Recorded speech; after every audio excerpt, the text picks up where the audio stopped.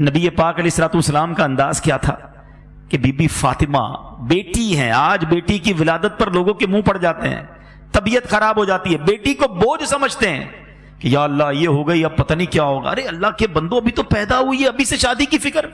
جس رب نے بیٹی دی ہے وہی انتظام کرے گا نا، وہ خالق ہے، وہ مالک ہے، وہ رازق ہے۔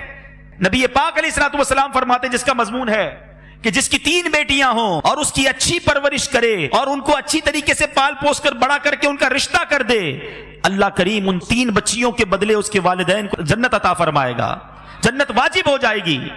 صحابی رسول نے عرض کی حضور اگر کسی کی 2 بیٹیاں ہوں؟ اللہ کے حبیب فرماتے 2 بیٹیاں ہوں تب بھی جنت واجب ہو جائے گی۔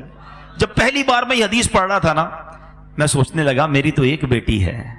صحابہ بھی کمال کے تھے، یقین کرو ہمارے کام آسان کر دیے۔ اسی حدیث کا اگلا جز تھا، صحابی رسول پوچھتے ہیں حضور اگر 1 بیٹی ہو تو؟